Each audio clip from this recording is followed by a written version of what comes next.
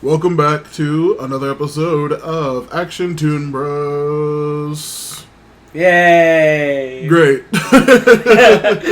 I did it on purpose because Matt directly looked at me as if to cue it a woo. Yeah, I'm just sitting here silently staring. Oh well, thank you for introducing me. I'm Matt.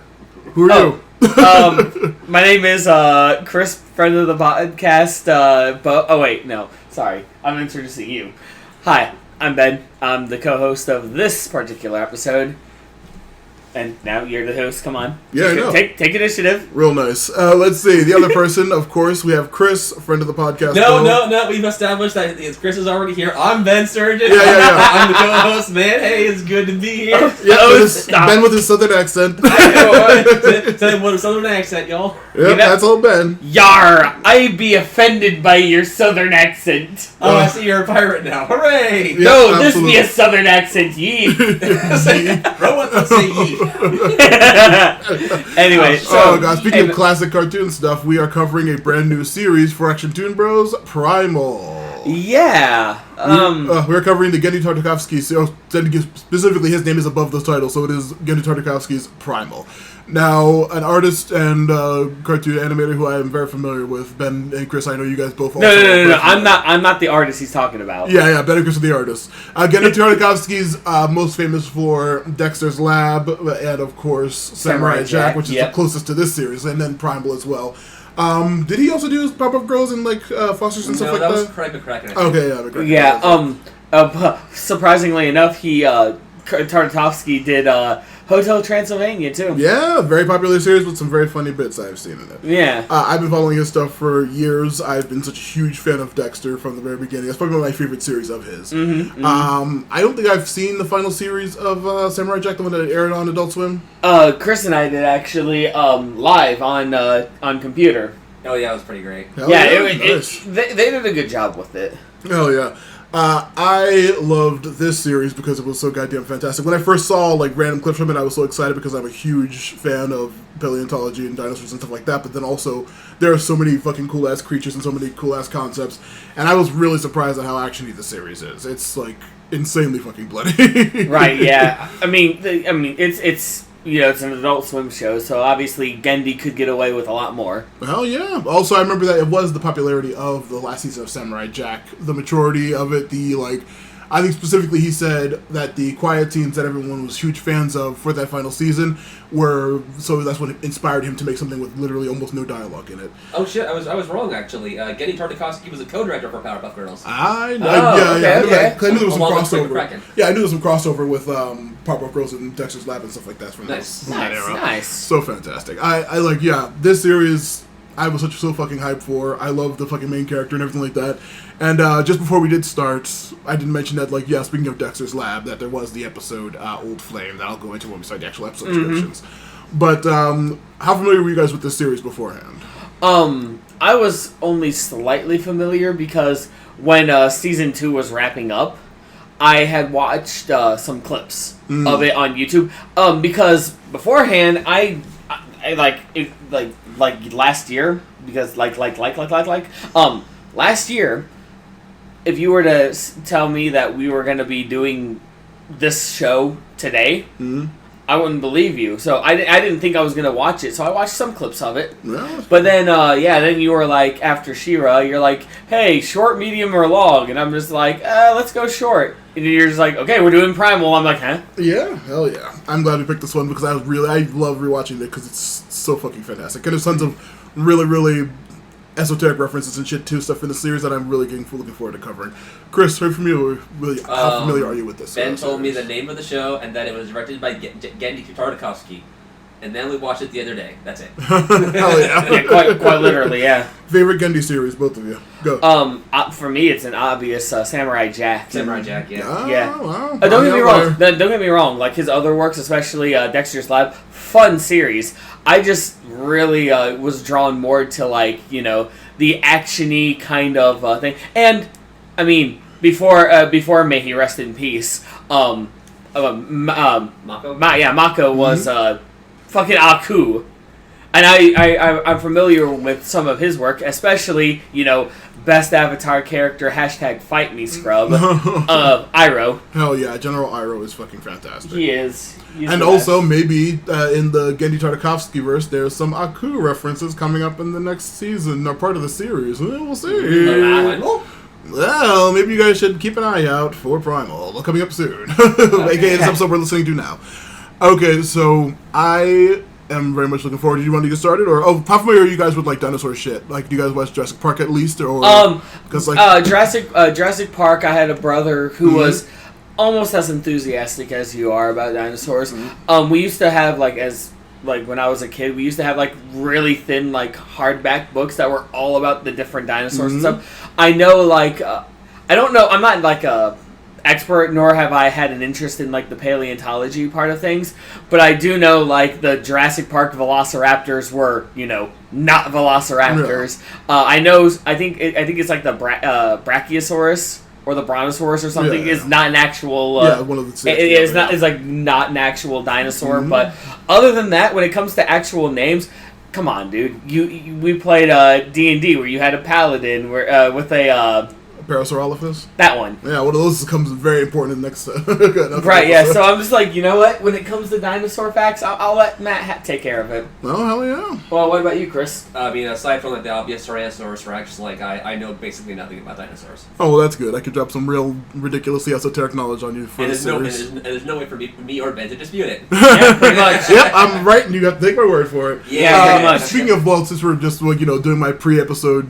time-wasting thing that I love to do, have you guys seen the World Series, Jurassic World Series, or no? Jurassic World? Oh, that's the one with Chris Pratt, right? Yeah. No. I have seen, the first Jurassic Park, maybe the second one, but most recently just the first one. I've seen Jurassic Park, Lost World, and whatever the third one is. Jurassic Park 3, I think it's just called. Oh, yeah, whatever, yeah. The best one with the fucking best dinosaur Spinosaurus? Hell yeah. Those are the only three that I have seen. And then once the Chris Pratt ones. Yeah. Sorry, for some reason my brain Too said... many Chris's. My brain did that thing where it's are you sure it wasn't Chris Pine? No.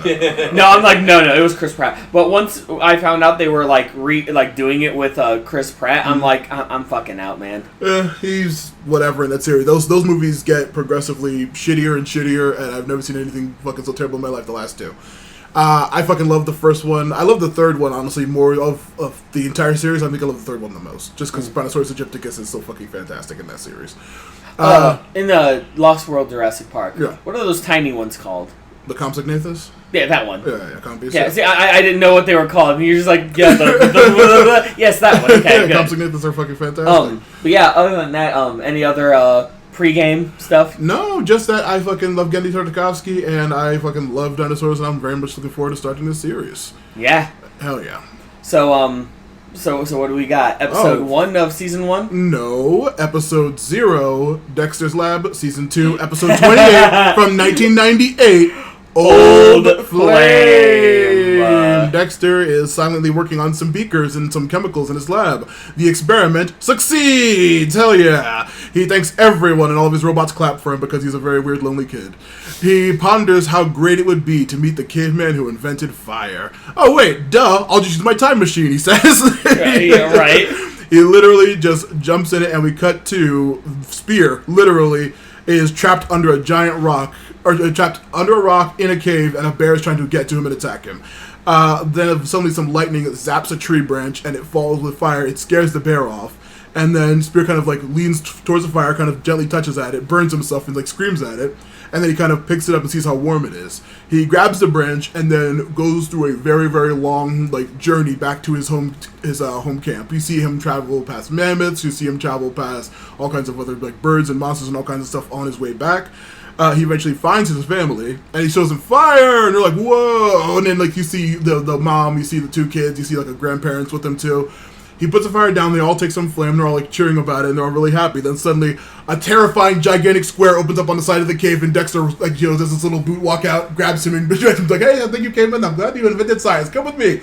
He drags him through the portal, back to his lab, where Spear is incredibly terrified. There's all kinds of crazy mechs, there's giant pistons, and mecha, and machines, and the Spear's completely losing his goddamn mind. Dexter's just trying to like say, hey, some droids, help me help make him more comfortable, and then like the robots attack him. Of course, he freaks out, starts bashing the robots up, as Spear will do for the rest of this series. Right. It's very fucking fantastic. He's kind of brandishing. He tries to like eat one of the robot's legs that looks like a chicken leg, and he burns himself on it. And he's completely terrified. And then, of course, who else but Dee Dee shows up. Dee Dee kind of just like, hey, Dexter, what's going on? Oh my god. So he's beating up robots. Yeah. And then he's beating up dinosaurs. So the next logical step is for him to beat up robot dinosaurs, Ooh. which means, confirmed, he's appearing in Horizon. Hell yeah! Oh god, I hope so. But yeah, once Dee Dee, comes in and does Dee Dee things, she apparently is able to communicate with Spear. Yep, Spear's happy about this, and of course Dexter's like, wait, I knew you were dumb, but you can actually communicate. She's like, yeah, of course I speak caveman. She's like, oh, I guess you're about as smart as one, so that makes sense. He's kind of like, this is a blah, blah, blah, this is a blah, blah. He's kind of explaining all of his crazy technology. And knowing Dee Dee, she's just like, yeah, this is a boring machine. No, she's just like, blah, blah, blah, blah, blah, blah, blah, blah, blah. No, I mean, like, translating the, oh, no, she literally says, like, she literally says, like, blah, blah, blah, blah, blah, blah, blah, blah, whatever. He's like, and they're like, Spear kind of like, like, laughs at, like, oh, yeah, Dexter's a weirdo. It's very, very funny. Right. And they meet Monkey, the superhero Monkey, that kind of shakes hands with him. He's like, oh, hey. And then suddenly Dexter turns around and they're like playing jump rope with his wires and shit. He's just like, Dee Dee, you're not telling me anything. You're going to fill his head with a bunch of nonsense. Get him out of here. He says, I'm sorry. And he shoves him back through the portal and says, Dee Dee, you're such an idiot. Girl, you really burned me up. As it like pants to some fire.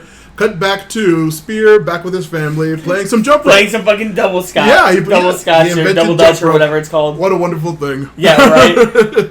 And so... Funny story, dear viewer, listeners. I honestly thought Matt was bullshitting me when he's like, yeah, Genndy even said that this is canon to Primal. I'm like, I literally just looked at him. I'm like, I feel like you're fucking with me, and I can't, and I'm sad that I can't tell. And sure enough, he showed he went online and he proved me wrong, and I'm just like. The actual, the recent bumper on Adult Swim that I showed them with like the little clock tower he comes out of is the specific time travel clock machine that Dexter brought him through in the episode, is what they used in the bumper to show like, yes, that was Spear who came through that. And it's just right, yeah. I thought it was just, oh, look, it's a crossover. No, it's legit. Yeah, and hopefully, will there be more future crossovers with other Genndy projects in the future for Spear? Well, fucking pay attention to even this batch of episodes. But now, for real, we time to get started on the primary main series of Primal. Are you ready? With Season 1, Episode 1, Spear and Fang. Opens on a beautiful, quiet, tranquil river just flowing down. We see a caveman kind of perched up on a rock, staring intently into a small pond with some fish. Yep, he starts, stabbing them a little bit, hunting them, and you see that he's been at this for a while. Yeah, you see him stab some of the smaller fish, and then you see him gathering them in a big giant net, and he uses the smaller fish as bait for something bigger. But as he does that, we have a nice chill, like I said, tranquil scene, and then suddenly a gigantic crocodile. I'm guessing it's a Sarcosuchus. Wait, is that a crocodile or was it an alligator? Sarcosuchus is the name. The name of the actual giant crocodilian prehistoric creature. Jumps out in a huge, beautiful fucking jump scare. And it's just fucking so fun. And that's when the title card appears. Yeah. Smash cut to title card. Yeah, right. He escapes with his giant bundle of fish and is on his way back home. He walks through some beautiful forests, as he did in the short. We see his home in the far, far distance. And then, while he's, going through the woods, he gets attacked by some sort of pterosaur. I'm pretty sure it's like some kind of pterosaur kind of thing. Judging by its head shape, I was assuming it was a Quetzalcoatlus, but I'm not 100% sure. It's one of the largest airborne reptiles that there are. They're not dinosaurs, because that's not what pterosaurs are. Right. Just for my real fucking esoteric paleontology nerds.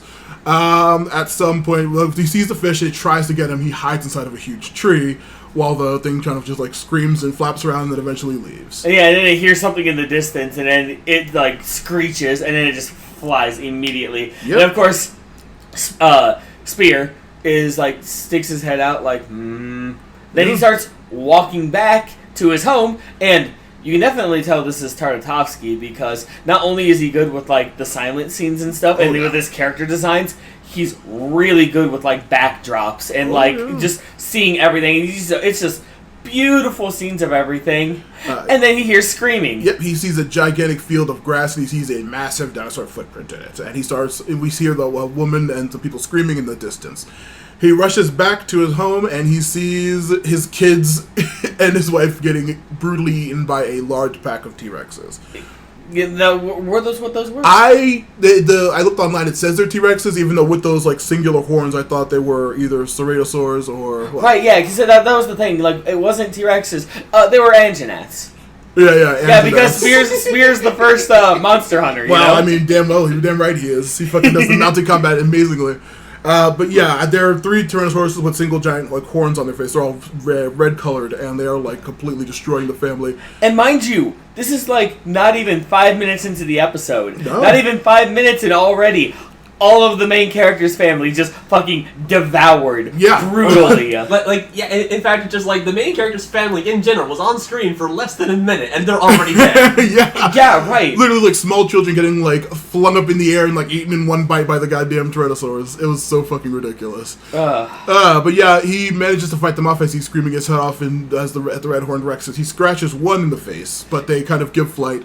As we see a fucking massive one in the bushes, kind of just right. Like I'm gonna guess that's like Mama or something. Yeah, the Alpha Rex is referred to as in the. The Alpha. Yep. Okay, I mean that makes sense. It's more Alpha. But it is a female lead of this weird pack. It's the high rank. Yeah, it's so fucking cool. It's a beautiful shot of the smaller ones you saw were like way bigger than him, and you see like the gigantic one in the. Yeah, bush. We're talking like kaiju kind of size one, and it's just like it and. It has, like, some kind of a smug look. Like, you see the side eye, like, yeah, I'm the Alpha, so what? Yeah, and in the cave where Dexter found him in the short, we see drawings of his family that he kind of just, like, sadly wipes away, having lost everything. We see him climb up on a giant cliff and kind of just, like, ponder on the edge, very reminiscent of Jace and, what's his name, in Arcade, and just, like, kind of looking over the edge, just kind of... Oh, yep, just, like, looking over, and you can definitely tell... Or a bit more nuanced, well, not reference, but, like, a more nuanced comparison. The very opening of God of War 1, the gods of Olympus have abandoned me. Yeah. Now there's no hope. Right? Oh, yeah. But yeah, exactly and obviously, I mean, you know, his entire family got eaten right in front of him, and you know he's just like even Chris and I were like sitting here watching, like, you know, oh, he's just looking over the edge, and then like you just feel the tension rising. We're just like, no, yeah, he kind of nudges some rocks off of the edge, looking down. It's very intense, but then he just sits down and just completely just goes immobile for the entire night. Yeah, pretty much. I mean, makes sense to me. Like even though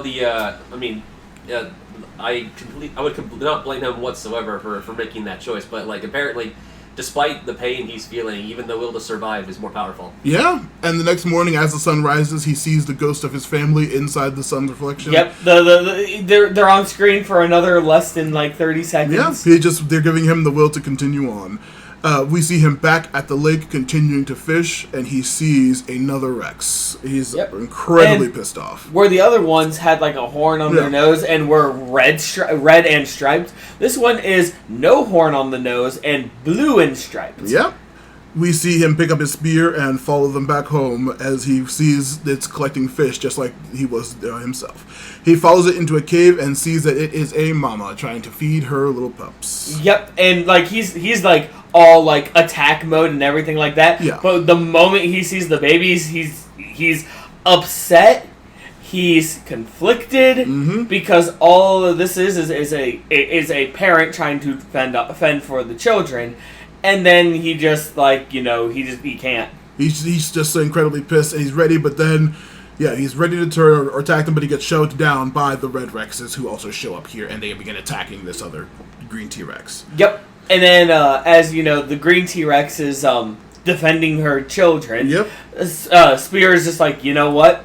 Well, I mean, obviously there's no dialogue. Yeah. But he looks at this, and then he has determined look and actually starts helping the green T-Rex. Yeah. Because, you know, it's the same Red Rexes. He picks up a giant rock and breaks the leg of one of the T-Rexes. We learned that, you have to look online, but the female T-Rex that he's helping is named Fang. She rips the entire front nose off of another one of the T-Rexes. It's insanely bloody. When she did that, I looked at Chris, I'm like, hey, she got his nose. Fang, the one with the busted ass leg. Yeah, she did. On the bed, I have to say, that joke was a little on the nose. Yeah, no, it was funny at the time, but yeah, and then just fucking brutal, but I mean, rightfully so. Yeah, Spear jumps on the one whose leg he broke it, and he grabs one of its teeth out and stabs it in the face with its own tooth. Yeah, right.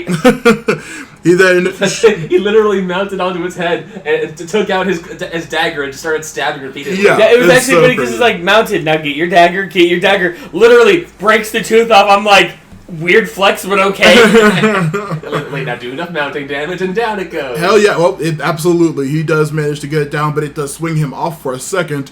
Then he just straight up throws his spear through the thing's heart, completely piercing it, and it's just incredibly right through. And, Chris made a good point about this. I was expecting the skin to be a lot more durable. Oh, well. And the only thing I could stretch was, look how buff Spear is. Yeah, Spear is incredibly strong, but also it is a sharp rock, and so it could probably... Yeah. Well, yeah, that could be a factor too. It's just like Chris said, they got really tough hides. Even with a tough hide, I would have expected it to go inside and stick, right? But that spear just went clean. Yeah, through cleaned it. him through. All right. the way. He is an artisan. Well, he is the first scientist. So, First time. but Yeah.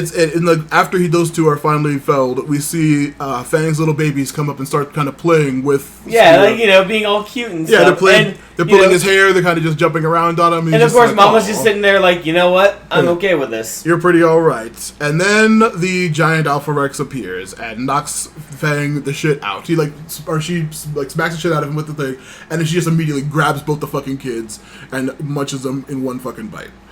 It is so fucking brutal.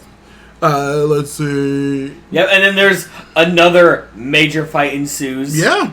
Yeah. The giant Alpha Rex is about to eat Spear, or about to kill Fang, but Spear jumps on its back again, and the pair do some really cool tag team combos on this thing like Torgal from Final Fantasy 16. and then it does the unthinkable. What? It eats the babies. Oh no, I said it already. Yeah, you already said that? It ate the babies as soon as it showed up. Oh yeah, just instantly, Yeah. and we're talking again. Same as the other family, Yeah. brutal too. They did some good tag team and stuff like that. Yeah, eventually with Spear riding on Fang's back as the pair manages to stab the Alpha right through the top of the head. Yeah, And she dude, goes down. honestly, back of the head through the mouth, that's got to be brain stem severed. It was incredibly gory. As they finally defeated it, Fang kind of bemoans her now empty nest and her two lost children. Spear sadly looks on, but then decides to walk away anyway. Yep, just walks away on the beach, and then you see Fang following, and then she even goes all down, lays completely down right in front of him.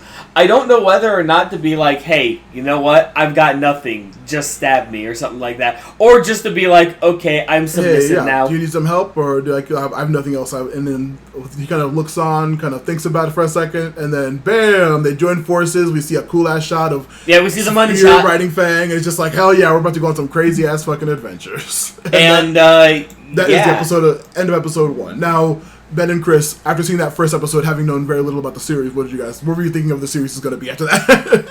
I had no doubt this was going to be another one of Genndy's masterclasses in telling a really amazing story without a single line of dialogue, other than grunts and screams. Yeah, and so far, Chris and we talked about it a little bit, and I agree with Chris, and I agree with also what you said earlier about season 5 Samurai Jack. Mm-hmm. He's it's kind of like, hear me out on this one.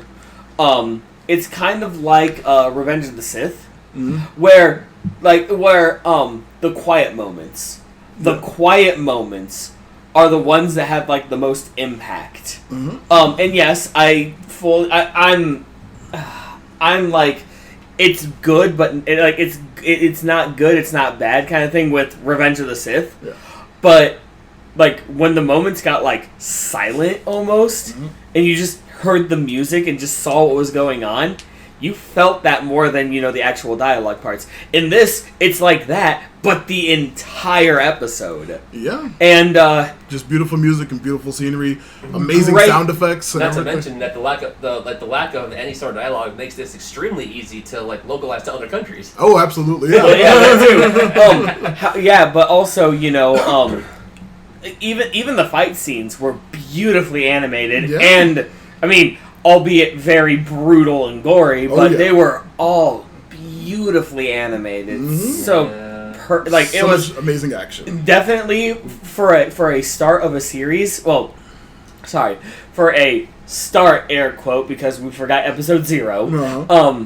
This is exactly the way you start a series if you want people to draw their attention. This is how you do it, and hell yeah. he did it with flying colors. Yeah. Also, of course, Matthew's little interstitial Paleolithic fact. How smart do you two think T-Rexes were? I believe they had very small brains. But ultimately, they were very good at using the tools they had, i.e., their tails for whacking, their heads for bashing, and their teeth for chomping. And didn't they do? I mean, not in big groups, obviously, not any of the pack dinos, but weren't they pretty good in some groups whatsoever?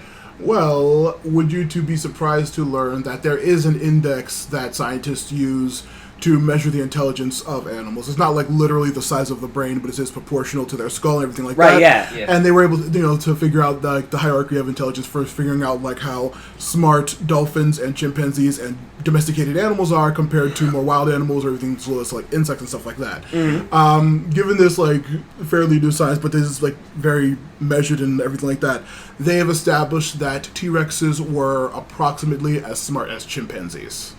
Which is to say, incredibly intelligent. Yeah, I was going to say, that's actually insane to think about. Yeah, that is one of the most intelligent. Yeah, that is literally one of the most intelligent species. So some of the things we see in this actually does hold some merit. Fang's actions and personality and that is not incomprehensible. That's super interesting because there were a couple times while Ben and I were watching it where I was just I did not expect the T-Rex to be nearly this smart, even for its time. Literally, they just by the brain cavity in the head, compared to the skull. So that's why I say a whale is huge, but the actual proportions and everything like that of the brain and the size of the casing in the head for the section of it, and it can establish they're not as smart as a dolphin or as a domesticated dog or anything like that compared to. I mean, obviously, you can only it's all guessing for information, especially for animals that are literally extinct. Yeah. So I guess they had to go by what archaeology could tell them, i.e. the size of their skull. Yeah. And so that they can make approximations as to how smart it is based entirely on that. Mm-hmm. So I can see that. It is very but it is very interesting because yes, Fang is going to do some very, very intelligent shit and it's what is it possible? Well, as smart as you see apes who can, you've seen that thing with them being able to count in order. No matter if they see the numbers for a literal second, they can still count it was 1, 2, 3, 4, 5, 6, 7, 8, 9, 10. They're very, very smart. It's just so fucking bizarre that potentially absolutely. But yeah, I love Fang and I love Spear and I was from episode 1 I was I can't wait to see more of these two on adventures. Yes. Well, it's a good thing that this show is also known as Caveman and Friend. Yeah, Caveman and Friend. The original concept I was going to say was a young kid and a dinosaur, and the style was much more cartoony like Dexter's Lab. Originally before he decided to go with this art style. And before he decided to go more mature. Yeah, and I very much thank him for it because this show, even now, the recent season just got nominated for a fucking half dozen Emmys, so I'm very, very hyped. Yeah, with as good as just this first episode was, not surprised. Hell yeah. Alright, ready for episode 2? Of season 1, River of Snakes. Or alternate title, Learn How to Fucking Share. Quite literally. We start off with, Spear hunting down a wild boar. Yeah, very cool giant brush fight of him chasing down this thing. And then he goes to throw his spear. He does, but then immediately Fang just goes, yo! Yep, just grabs it up and runs off with it. She munches it down real quick, and the Spear is just God damn it. He's just incredibly pissed look on his face. It's so fucking funny. We see him tracking in tall grass. He kind of sees he puts some mud on his face to hide himself, and we see Fang kind of watching him what the fuck is that human doing? Yeah, what the fuck? And then, of course, they both do the hunt. And they're sneaking, and he finds another boar as Fang kind of starts sneaking up past him, and he's just God damn it, not again. He starts running, trying to beat her. But she, once again, he finds the boar, corners it, and she snatches it up right again. Only this time he actually did land the spear. Yeah. But then he goes to actually be oh, hey, let me get my kill. What? Oh, no. And of course he gets so upset that he just sits down and he's just you know what? Bug. Oh. Yep. And of course, I love the fact that he's eating the bug, and you just see the giant nose of Fang. He's just like pushed back, and I looked at Chris. I'm like, oh, it's the primitive version of owning a cat. Yeah, I was like, yeah, my fucking dogs are the exact same.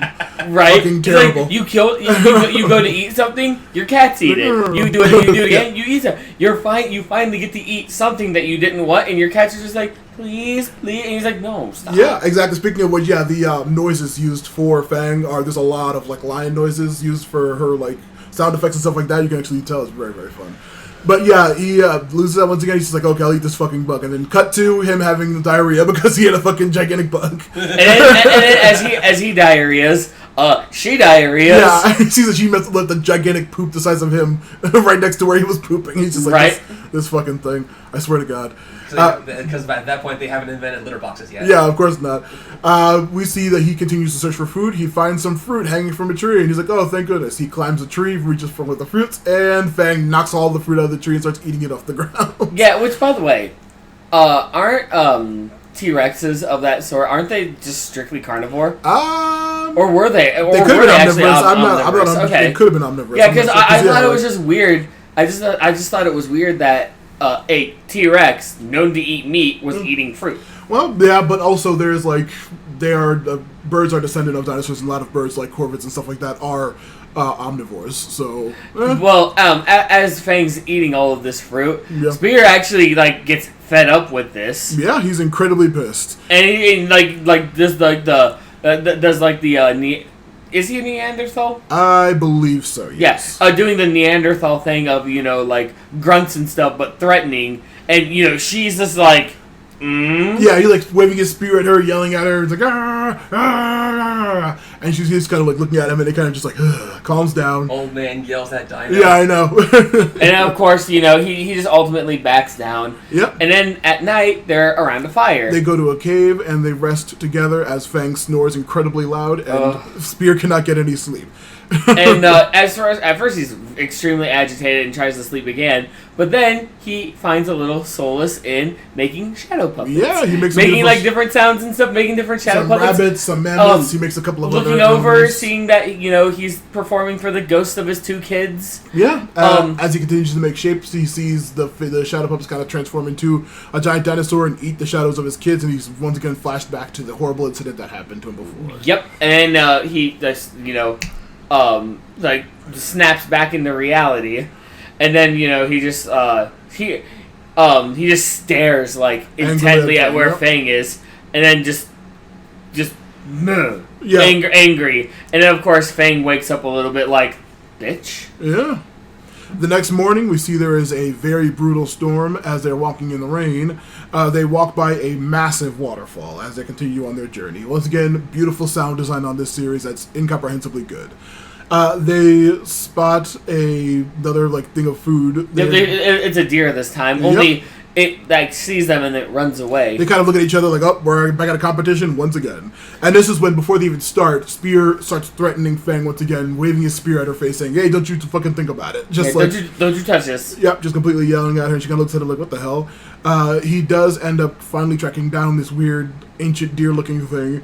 But once again, Fang shows up once again and fucking goes to grab it, and he's just completely pissed off. Yep, and then they actually have a fight. Yeah, he actually fights, and he actually hits her with the spear a couple of times to try to get her to drop the deer, and she was just like completely like, what the hell's wrong with you? Yep, and they're all they both just fight each other for a little bit. She breaks his spear as it starts to rain, and he then uses the two halves of... well, no, he just breaks off two branches. Yeah, and he just kind of uses them as clubs to try to fight her. Yeah, dual blades. Yeah, of course. He uses the two halves to try to defeat her, and of course she just keeps beating the shit out of him because she is way, way larger. But he does get some good hits on her too. Yeah, they're kind of trading blows until suddenly they just start hearing some loud hissing. And then they stop, and we're not talking like an infestation like snakes on a plane amount of snakes. Mm-hmm. We're talking like almost an entire field of giant snakes. Yeah, so literally it was like Suddenly, snakes. Yeah, a gigantic fucking cuddle puddle snake or titanoboa. Cuddle puddle. That's the scientific term. Yeah. I forgot this is an actual thing that happens with like large colony. I think it's called like a colony or something like that. But like, yeah, they are like a big giant sex pile. They are a titanoboa, presumably. That's like the most like popular name of like a prehistoric snake. And both of them agree on one thing. Yeah, they're kind of like silently like, oh shit. And we're gonna gently walk back. And we're walking back. Spirit's just like, why did it have to be snakes? Yep, which means Indiana Jones is definitely from Spears' line. Oh yeah, definitely. But then as they're trying, they start backing away and they just start walking away, and then a giant like tidal wave. Yeah, a giant flood from probably some up the river dam or something like that breaks, and they just suddenly hear a bunch of shit breaking, and they run for their damn lives. Yep, and inside this water is all of the snakes. Yeah, we see that the giant flood goes right through the colony of snakes, and they are just completely washed away. Spear and Fang are both also caught in this giant thing, and they are being swarmed by the snakes underwater, and it is an incredibly fucking brutal. And there are times when Spear would go up to inhale because underwater you can only do it for so long, and he will notice, oh, there's a waterfall coming up. Yeah. And then he would go down, fight some more snakes, and then Fang would get back up because Fang killed the big one. Yeah. Oh yeah. While they're fighting off the little tiny ones, a gigantic one starts really trying to beat the shit out of Spear, and Fang does defend her. We see like some really cool thunder shots of the storm lighting up the water underneath, and some silhouettes of the snakes. She does kill the gigantic Titanoboa, and we see the head kind of floating by as Spear uses its body to try to stop them from going over the waterfall. As it cuts to a gigantic spike pit at the bottom of the waterfall, which is very, very funny. And but they all fall down. Yeah, they actually do. They actually use he lassos the dead Titanoboa's body around a rock. He attempts to save Spear, but it doesn't work. Spear attempts to save Fang, it does not work. Yeah, it does not work. And as they fall down, Chris and I were worried because there was a bunch of spiky rocks in there.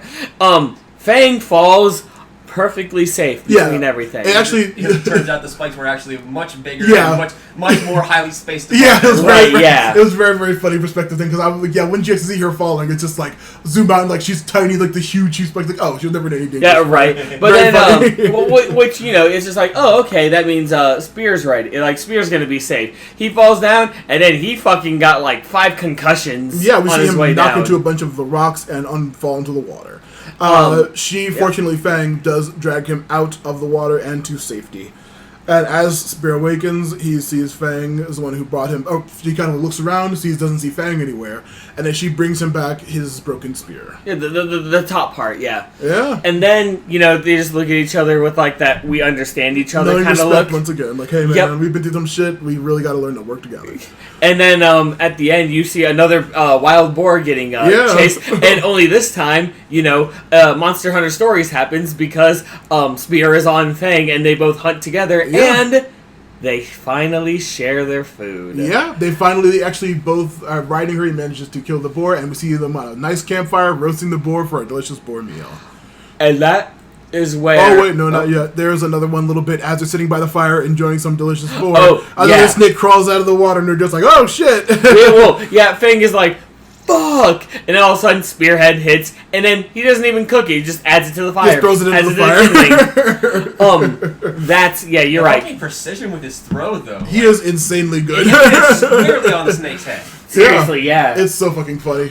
That's where River of Snakes, also known as Share Your Goddamn Food, ends. Yep. Now, as owner of a very large dog, this episode really hit close to home because Bear, who is about 80 pounds, will literally destroy the house when we are not there. The other day, he fucking jumped up on the table, knocked off our box of ramen stuff, and then ate a whole packet of ramen.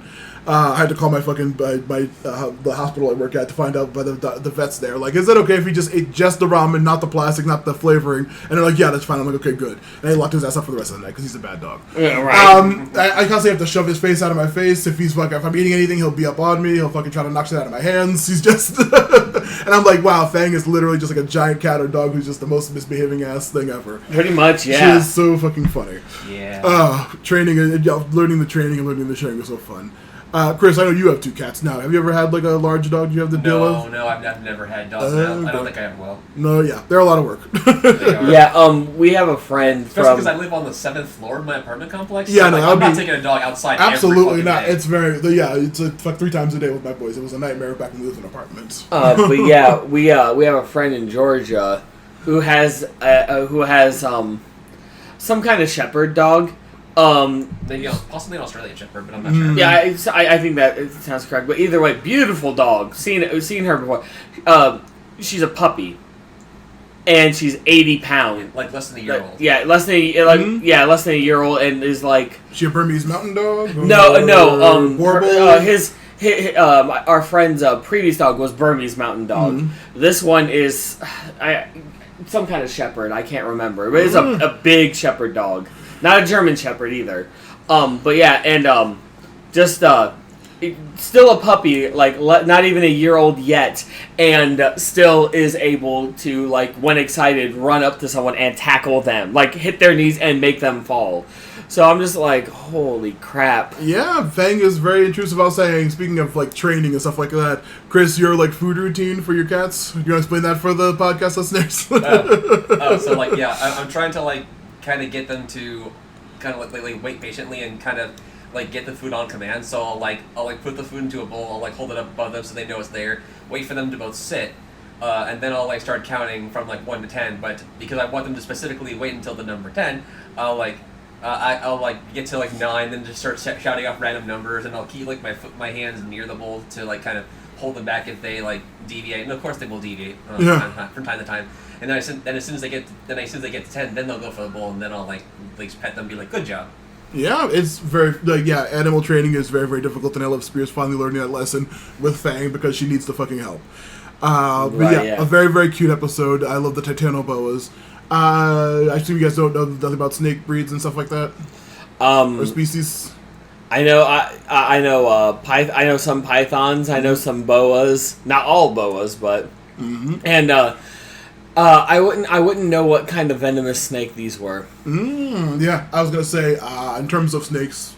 Recently, until like maybe a year or so ago, I had 3 snakes. I had a ball python, I had a red-tailed boa, and I had a black king snake. And they all got too big for their cages that we made for them, but also like they were a lot of work. So we took them to the animal sanctuary. But yeah, seeing all kinds of weird-ass snakes at work too is also very, very fun. I love the design of these Titanoboas. They're fucking... They were such a cool the design is superb. They reminded me of Cobb, but that's just any snake. Did you ever have one of those, what do they call it? The incredibly deadly viper? Oh, the incredibly deadly viper. God, I fucking love what's it called? Super Unfortunate Events? Yeah. Yes, the incredibly deadly viper. Got it. Sorry, I'm like, actually what are you talking very about? Playful. Right. It was not deadly at all. It's a misnomer. But yeah, it took me a while. But then you said series of unfortunate. I'm like, oh yeah, the incredibly deadly viper. I didn't watch the second season of that show. That show is so fucking good. Either, it was amazing. I read the book series for a while, and that was very fucking good. But okay, so now on to episode 3. Episode 3 of season 1. A cold death.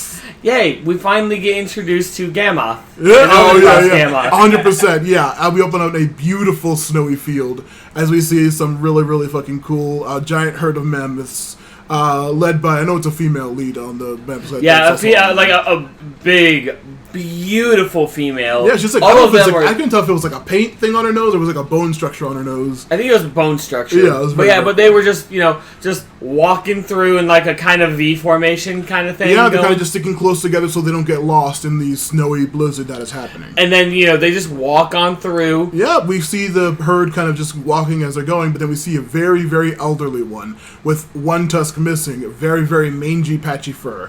And he's very slowly lagging behind the rest of the herd. And it's... Yeah. And it even, cries out, but to no avail. It tries to get some help, but it is very much falling behind from the rest of the herd. We see that the snow continues to blow really, really hard as this one struggles to find out where they're going, and he begins to wander the valley on his own. Yep, and he gets to a certain part of the valley. Yep, he reaches a steep a slope and kind of looking down, seeing a gigantic fall, and he's just kind of nudging towards it, just am I really gonna do this? I'm very old. And then bam, Spear and Fang jump out of fucking nowhere. Yep, and they beat the shit out. It was funny though, because with that the old mammoth, I'm sitting here, I'm like, we were talking Charles Darwin, survival of the fittest, and I'm like, yeah, it looks like you're not very fit. And then the fight with Spear and Fang and the mammoth happened, and I'm just like, he's old, but he can still kick ass. He's okay, utterly beating the shit out of them. Spear jumps on one of its tusks and is trying. It's just a whole actually even match fight because he is doing a very good job of fending himself off. Mm-hmm. Yep, and Fang and Spear keep doing the pincer attack, yeah, and eventually Spear does jump on one of its tusks and bashes its eye in with a big old rock, as his main custom does, as Fang tackles the mammoth to the side, and they finally fall down that sheer cliff. Yep. I must admit that like during that fight in particular, I was getting more like a Kratos God of War vibes. Oh yeah. Because one recurring theme throughout at least the old God of War series and to some extent the new one, is that during when you get to certain points in certain boss fights where the boss just is getting I'm tired, and you get the button prompt, and then you go over there and they do a spectacle QTE where Chris is jumping this way and the other, slashing this thing, putting his spear in the other thing, setting himself up for just one giant slash or something. That's really what I felt like Spear was doing. Just is this Kratos? Yeah, well, I'm pretty sure Spear is on level with fucking regular Kratos as in terms of absolutely brutal monster he is. You with your anime glasses on, pointing at Primal, is this a Kratos? No, but I do take your meaning. It did kind of have that feel to it. Yeah. But something that Kratos would never do, that Spear does, is once it still has its eye open, it hadn't closed its eye, for its final breath, but Spear actually, looks sorrowfully at it and kind of pets it gently kind of thing, as if either giving thanks or hey, sorry I had to do this but I need to live kind of thing. I'm like, okay, he actually feels something towards them, which is good. Sometimes you got to do that. Yep. As the light leaves the old man's eyes, we see as you said, Spear comforts it, but then we see a gigantic wound on fucking Spear's back, and Fang kind of licks it to try to help him because obviously he's very much hurt. And then of course Spear proceeds to skin it and make an actual a cloak for himself. He makes a huge giant coat for himself. He tries to give Fang one, but she's kind of just nudges it off like a pet. Put a drape of something on your pet. Oh, and then he also which is weird because aren't they supposed to be cold-blooded? Yeah. Well. There's debate on that. But after that, we see an entire sled, a makeshift sled made with a whole bunch of meat, and we see that Spear also has the one tusk as a what's it called, the yoke or whatever. And he's like, here you go, Fang, and Fang's like, I ain't your fucking maid. Yeah, he's like, I ain't fucking doing that shit. And he's just like, okay. I ain't your fucking sled dog. Yeah, I know, it's so funny. She refuses to be a pack animal. And so he's like, okay. He makes himself a bigger, more full outfit, and they begin to travel in the blizzard. Yep, and while the blizzard picks up, Fang actually loses sight of Spear and is roaring where the fuck are you? Because we're talking whiteout conditions. Yeah, it is entirely non-visible. Which makes it kind of funny, but at the same time, you understand when she's screaming for Spear, and just literally right beside her, right in front of her too, is just Spear walking. Yeah, completely ignoring her, just completely continuing to walk straight forward with his giant yoke on. Yeah, right. But I mean, it's just it really does get that bad whiteout conditions. So at first I'm like, that's kind of funny because haha, he's right in front of her. But at the same time, it's just nah, I get that. And then of course he kind of gets down and is really cold. Yeah, he's exhausted from carrying the yoke, but also is incredibly freezing, and they're all exhausted. Right, and then of course as he's down on the ground on his knees, shivering a bit, Fang does actually a good thing and circles around him and protects him from the wind. Where fortunately, as they wait for a few moments through the blizzard, he does see a cave. Yep, they finally find some he's shelter. just hey, look, he Pat's Fang points at it, and they both start going towards the cave. Yep. But meanwhile... Yep. At night, we see a large pack of wolves are eating the old mammoth's remains as they are approached by the large herd from earlier, as they have finally noticed that their old timer was missing. The leader, we see, she is very upset, and they kind of just all start screaming and stomping around the poor old dead one. She kind of feels around him for a little bit with her trunk, noticing that its one tusk is missing. And also, while they're freaking out, they notice a pair of tracks. No, not a pair of tracks. They notice like the sled dragging and Well, yeah, but they also they see the tracks and the sled. That's why I mean a pair of tracks. Oh yeah, they're all messy, but which begs the question. I thought they were in a storm when they. Like, wouldn't that have been an exceptionally deep groove that didn't get covered up by the storm? Okay, fair enough. But either way, yeah, so they follow them. Yep. We cut to, they trumpet in revenge, saying that they're going to follow these tracks and get revenge for the old man who was killed. Yep. In the cave, we see Fang just snarfing down tons and tons of food, and actually offering Spear some food. A lot of character growth from the last episode, where she was stealing all the food from him. He kind of draws the day's events on the cave wall next to them. He kind of just draws a giant mammoth. He draws himself and Fang taking it down. And then this is when he remembers back to, once again, his old family, back when he was teaching his kid how to hunt.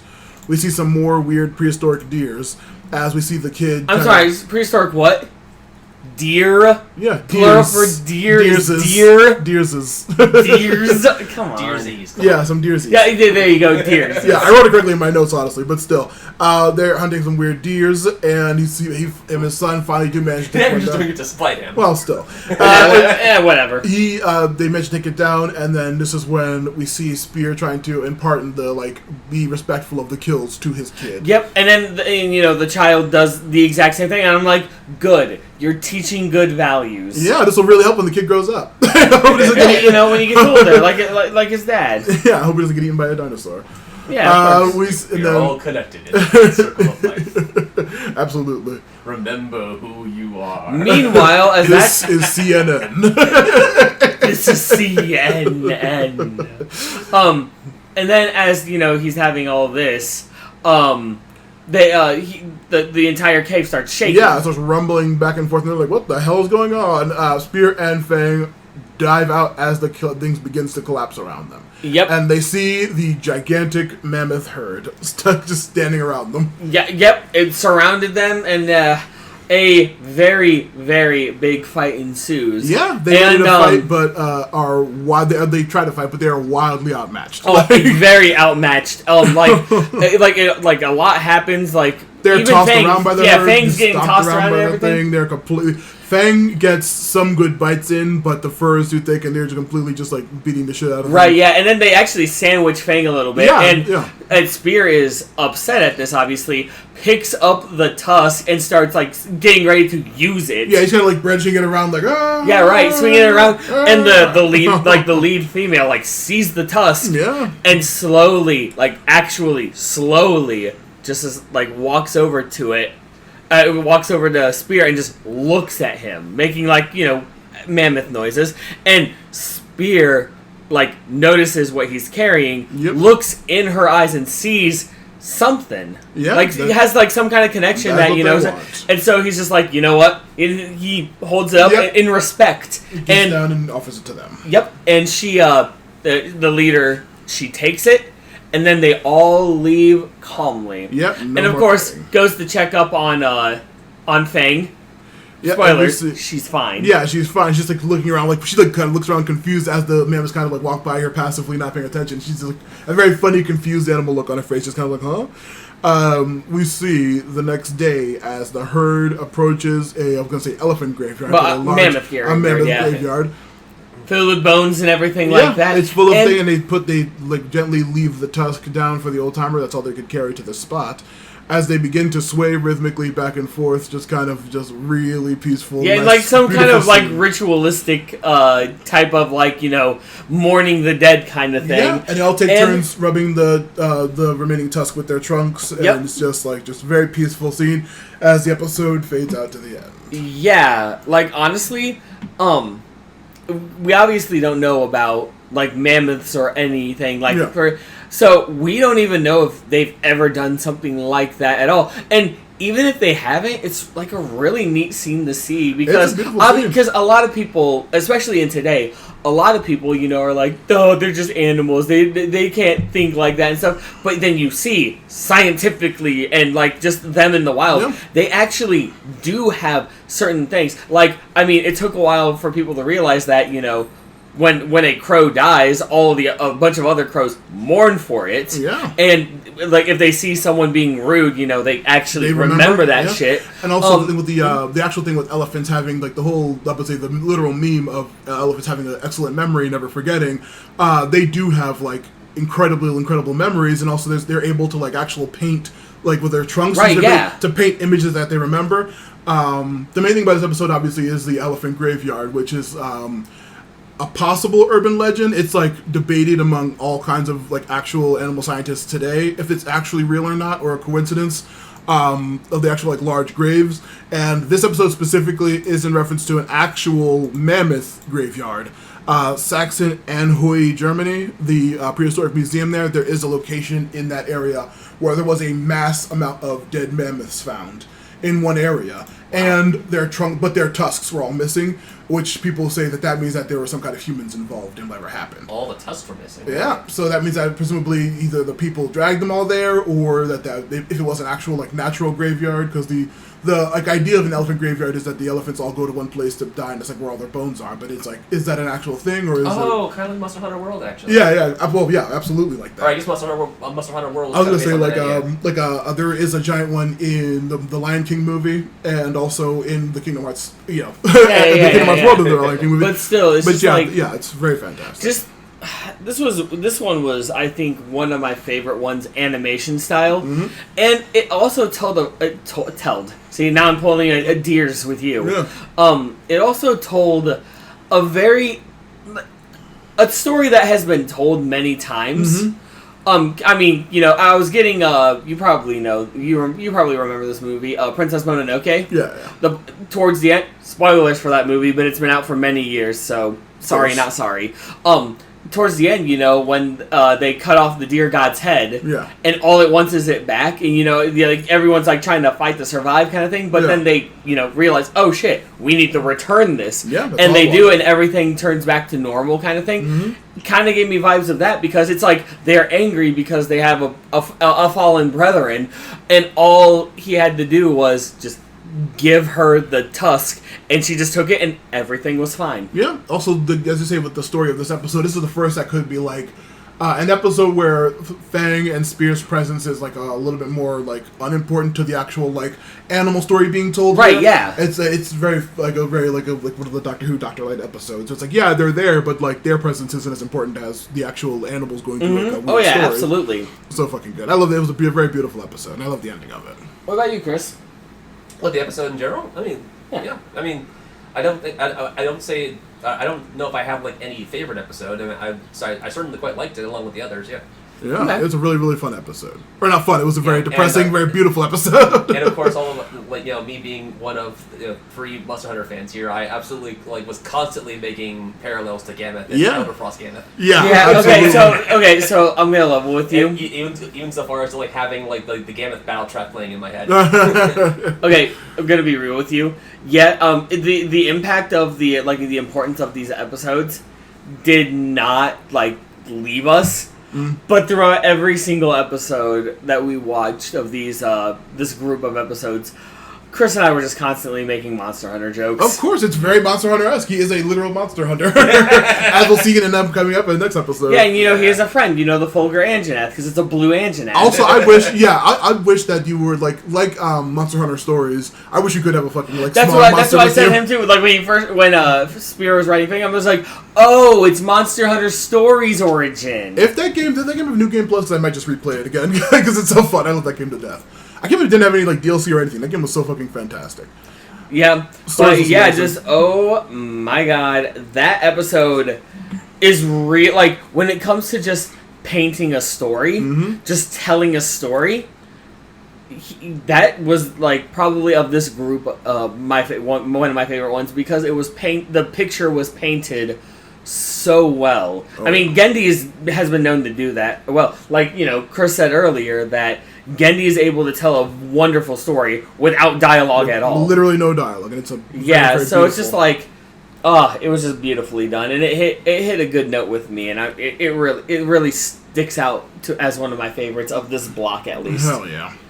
But something tells me that we have very little to talk more about it. Well, so. no, it was a beautiful episode, a beautiful scene. We talked about it, but now we're going to get to my favorite episode of possibly one of the whole series, this season at least. It's fucking fantastic. We're on episode 4, Terror Under the Blood Moon. Okay. Oh man, you know what you should have done? Should have said it like Tony. Don't twist. Terror under the blood moon. I mean, hell, you were brooding like fucking Spawn. So. I am already losing my fucking voice from doing that fucking Tony voice. Yeah, you need to, seriously though, you should probably stop Listen doing that. Listen to their other episode about Spawn. I was in it too. Yeah, he was there too. Yeah, he was there too. I was there. So we actually start off with... We open up on a large field as we see some raptors, specifically dromaeosaurs. Thank you, dromaeosaurs, because they look like the quote-unquote velociraptors from but I'm like, I know they're not that. Yeah, the judging by the size, I was like, are these Utah raptors? Are they Deinonychus? What are they? Yeah. And it's like, oh no, of course, they're dromaeosaur. Yeah, dromaeosaur. Utah raptors? Oh, yeah. Raptors that were specifically born and bred in Utah? Yeah, born and bred in Utah. They are I believe they're the second largest, and that's what the, before the discovery of Deinonychus, that's what the Jurassic Park raptors were based off of, Utah raptors. And there's actually a really good book I read back in, middle school called Utah Raptor, where, these, people in, Utah modernly find a fucking raptor and starts killing everyone in the town. It's great. But no, dromaeosaurs. Yep. And we get some good... We get some good... They have a very beautiful design. They're, all red. Their, whole bodies are red, but their heads are black, and they're, running in a gigantic pack. And, right. It's even funny because it's Spear is riding on Fang, and they're just getting chased, and it's just Chris and I were making commentaries as they were jumping and just literally just getting their asses handed to them. So it's like, I'm gonna jump from behind. No. What if I come from the side? No. Yeah, Wait, maybe the other side. Wait, maybe we can turn the back again. Yeah, I love that they're just completely nothing to them because they're both that strong. But one of the starts with a D. What'd you call him? Dromaeosaur. Yeah, dromaeosaur. One of the dromaeosaur actually gets a good hit on Fang because it's you can even see in his eyes he's I got these. Yeah, they're running pattern with the actual head staying pretty level actual birds, which are dinosaurs. Yeah. It's very cool because their heads are completely steady, but their bodies are moving back up and down. It's such a fucking cool design. But maybe one good hit on Fang, but they still get their asses handed to them until they hit tall grass. Yeah, no, the one that does bite Fang's leg does manage to stop her, and we see a gigantic pile of them start piling on her. They break out of it, and then they finally hit the tall grass. Yep, and then they hit the tall grass, and smart tactic, because it's tall grass, yep. Fang and Spear actually start ducking. Yeah, they actually start hiding as the raptors continue to flee around them. Once they finally get through the tall grass, they kind of turn around as the sun begins to lower, and they see that the raptors did not follow them out of the grass. No, they did, because they surrounded them a little bit. Yeah, they surrounded and then, them for a sec. as the sun sets, you see them just the raptors turning around oh shit, and then they go back into the tall grass, and they're just silent, just as if nothing happened. But when they look at the moon rising, they find out that it's, apparently all the enemies start respawning because it's a blood moon. The terror of the blood moon rises. That line read is so okay, terrible. you know what you just reminded me of? Return the slab. Well, speaking of slabs. Was that a reference to Breath of the Wild? Yeah. Okay. Oh no, Tears of the Kingdom. Well, also that. She's he's not far in that yet. Yeah, because she's like the terror of the blood moon rises. So whenever it happens, it's just way too often. The blood moon rises, will suffer its curse. Oh, come on. Yeah. Mist clouds the valley very creepily as it continued to walk on. This is I guess this would be the first actual quote unquote horror episode, because it's it gets creepy with the lighting of the blood moon and the mist creepily As they continue to walk on, speaking of giant slabs, they find a big, giant, spooky skull monolith. Yeah, because that's not fucking ominous. Yeah, Fang kind of just walks right past it with no concern, but Spear is kind of just like, what the fuck is Looking this? at this like, Yep. We see them walking past some rocks, and as like eyes from underneath keep like eyeing them and looking at them while they're going. And every once in a while, Spear would like look at them, and then the eyes would just disappear. Yeah, and even really when pissed. like Fang's like walking around, the eyes open up, and the eyes close, and Fang's just like. That's really pissed off. But then we see in the distance, we see like someone carrying a boar, a dead boar. But this someone. Oh wait! Before that, though, we do while she growls at that one guy, we see something. We hear something swoop above her, and she does kind of like, "Huh?" He kind of takes her attention off of the weird eyeballs for a second, and they see, as you were starting, yeah, they see a man. Only it's very interesting because the only like humans we have seen were Neanderthal, like Spear. This one is like a man, but it's like that halfway between man and like ape. Yeah, it is specifically believed a Homo erectus. That is Homo erectus? Yeah, that's what I believe it's Homo Okay, erectus. yeah, because it's just interesting to see, like, the pre-evolution to what Spear is in the same, era. But either way, it's just like, this guy is just carrying this boar, trips and breaks his leg. Yeah. Also, they are, skinny, and they look like hairless monkeys, but they're all albino. Yep, and this guy. Well, you're right. They all are practically because after he starts wailing and making whoop whoop noises. Yeah, he very disgustingly breaks his leg. It's very gross. You see more poking out, yeah, what do you want us to do, kind of thing, and then all of a sudden. We just hear some kind of noise. Yeah, we see him kind of we hear a noise, he starts screaming ooh, ooh, and all the others start coming out hurry up, bring it here. They're like, come on. They're all shouting and screaming at him. And then we see this red, haze, just whoosh. Yeah, as we see, oh no, does one come out of the water and come out of the rock and start running for him, trying to help?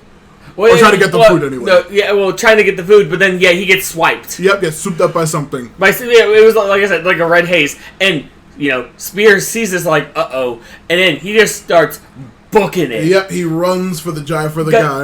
Grabs the guy, grabs the boar. It doesn't even just keeps running, and then throws the boar in, tosses the guy in, hides in, and we finally get to see what we're dealing with. Yep, we see a massive red man bat land behind Spear and kind of just pop up behind him and kind of loom over him and give a big giant scary screech. Yeah. You like Batman? Well, get ready for Man Bats. It's actually funny. Yeah. Man Bat is an actual Batman villain. Oh my god. Yeah. You never played that was an Arkham Knight, wasn't it? The best, Arkham City. the second one, Second City, yeah. Arkham City, okay. Yeah, that fucking jump scare that scares everyone, it's amazing. Just hooked to a random building and jump scares. Yeah, right, and then there's the second one. And then there's the second one where it's a jump scare, but it's Joker. Yeah, oh god, yeah, that was really funny. But this giant, really creepy looking man bat lands, and Fang quickly dispatches it, which is very funny. The fucking decapitation with her fucking bites its head off. Yeah. And then Spear goes out and they all these two just murder the shit out of all of these. Yeah, but suddenly a bunch more just keep coming out, and they are really scratching the shit out of them. Spear takes some out, but they are continuing to be grabbed and pulled around and shit like that. Spear notices that they the little cavemen kind of just stole the food, disappeared, and didn't ask for it, didn't help at all. Well, yeah, they just took it and left because survival and all that stuff. Yeah, and then eventually one of the man bats does take Spear and fly him off. Yep. And we see one of the little Homo erectus kind of looking on, huh? Huh. You see a spear. Yeah, and he sees the spear and he looks at it, picks it up. And looks and kind of has that determined look. As Fang is following, where this could be, and Fang follows quite some time until we see. We forgot one of the bats while it's carrying Spear off, and Spear is still trying to break its feet and trying to hit it. He kind of just lowers for the man bat lowers enough to smack Spear against the rock to knock him out. Yep. Dude, this man has gotten so many concussions, and yet he still is. Oh, Neanderthals have those big, thick skulls and a big eyebrows. Fair. Fang does, as you said, tracks him down into a massive rock spire. Yeah, to a big, and she looks up and she sees two of the bats carrying something in it, and she's and she realizes, oh, good, this is the right spot. And so she tries to climb up. Yeah. And it fails. She tries to climb up again. And it fails. Yeah. Well, she climbs up and tries to use her clawsies. But it fails. And she keeps hitting her head on a rock pretty much until she's like, you know what? I got an idea. As two of them probably the same two, start flying out, she roars, and then she plays dead. Yep, she just flops down on the ground, and then Beth looks at each other like, huh, oh, some amazing food. Like, oh, wow, yeah. And then they both look at each other like, are we gonna fucking pick this up? Hell yeah. Yeah, okay, yeah. And then they both, like, slowly but surely pick up Fang, put her on top of a bunch of other carcasses. Yeah, they actually, you see a bunch of other prehistoric animals on there, and she drops them on top of them. The bats take off out of the cave, or the weird rock spire thing, and then we see Fang finally wake up and look around and see all these crazy shit. She begins to look for Spear, and she sees a bunch of, like, really weird cocoons lining the walls. Yeah, cocoons lining the walls. She, like, rips one open, and you see, like, a very frail, thinned, one of those... emaciated Homo erectus guy. And then it's like, wait a minute. And even I was like, wait a minute. wait. Those are bats, right? And Chris is like, yeah, what's going on? And then we see Shelob. I mean, giant red, like, we're talking... I'll say more like Ungoliant. Shelob's mother, come on. Look, I don't know much about the deep lore. She's the one that could transform, and that's how they just justified Shelob being sexy in that one game. Oh. Because Ungoliant, who was a spider the size of a mountain, was also able to shapeshift, and she was like she was literally like an ally of Sauron. But guys, they were equals. But consider this. Nursilla. Yeah. Yep. Yeah. I'll say the bats reminded me of Bishimante or whatever, so yeah. Wait, what? Bishimante? Yeah. Which one's that? The fucking one that throws the mangoes and fruits at. Oh, Bishitin? Bishitin? I forgot it was Bishimante. There's another, like, bat. Blood Orange Bishitin. Yeah. Is the other one. Instead of fruit, it's exploding pine cones. Yeah. Suddenly, pine cones. Yeah. Actually, you know what Chris said? Because at first I'm like, Narga Kuga, question mark? Because of the arms. Yeah. And Chris is like, I don't know, I'm getting Sergio's vibes. And mostly it's just the shape of the wings. Yeah, I was gonna say Bishitin. And the way they were like walking with the wings. Bishitin has like actual, at least like a bat like nose face situation with the monkey. Right, yeah. It's like a monkey bat from like Avatar.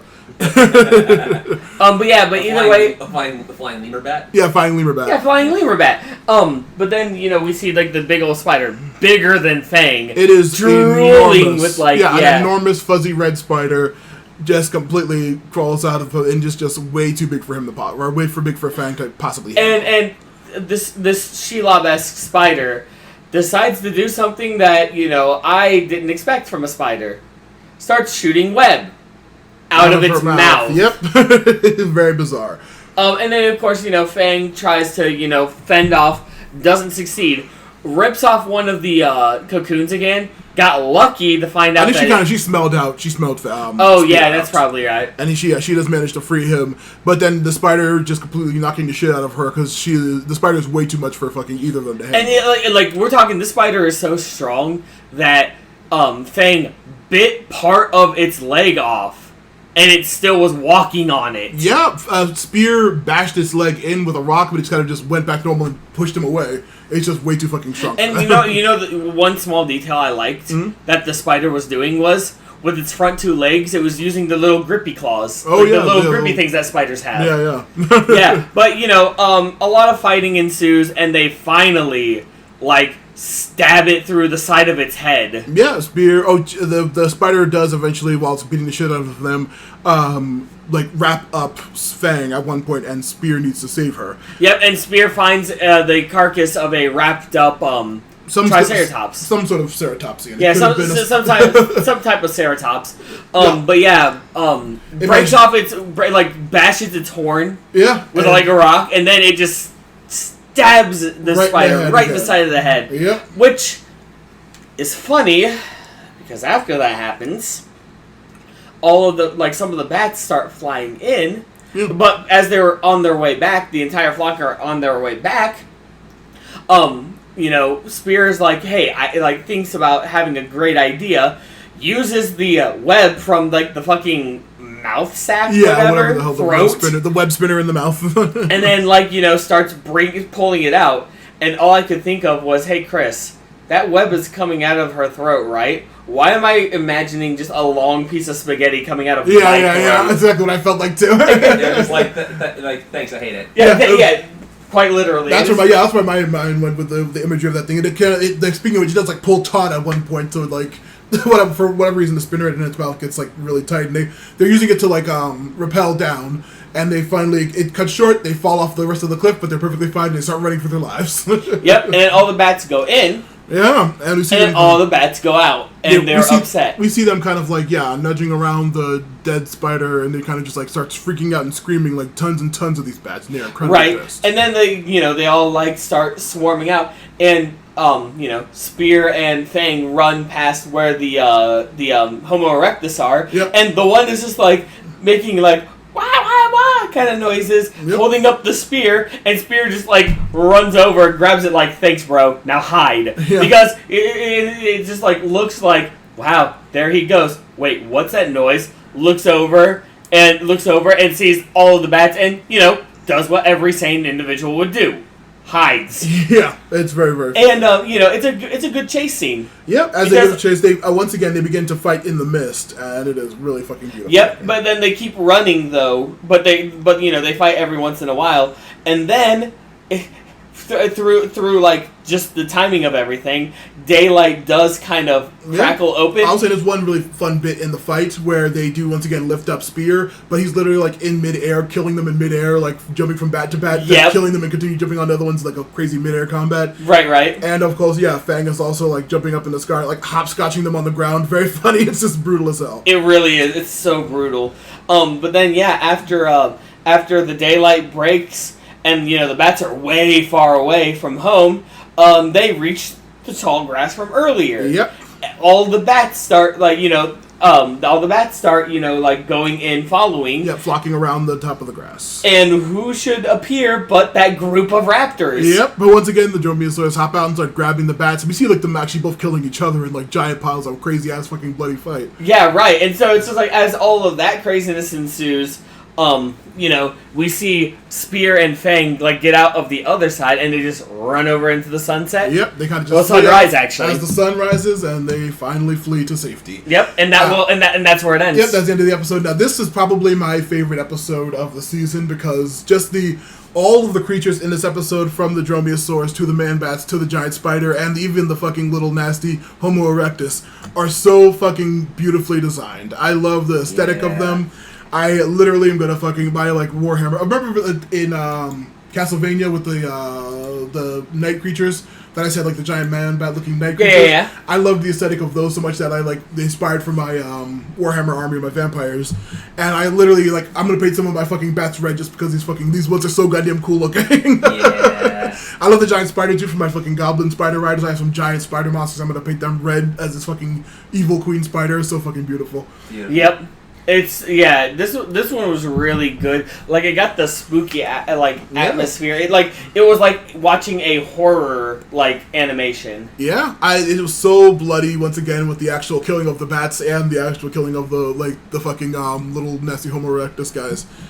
I really fucking love it. It was also this is the first time we actually see something like supernatural in the series because those man bats are not any kind of historically accurate. Even the largest ancient bats are not fucking humanoid looking like those things, or the fucking gigantic spider. Even the most largest ancient spider breeds weren't fucking mountain sized and cocoons people up and shit like that. Right? Yeah. And so I love it. Now it begins to get supernatural. Now here's my question because Chris and I thought about this a little bit, but kind of wrapping our minds around it is a little difficult.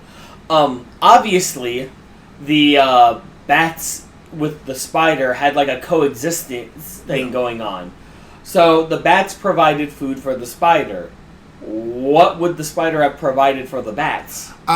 In one of the director's commentary for the episode, Genndy and one of the designers said that the bats used the spider as kind of a refrigeration place. They had a mutual relationship where they would keep their creatures and stuff there.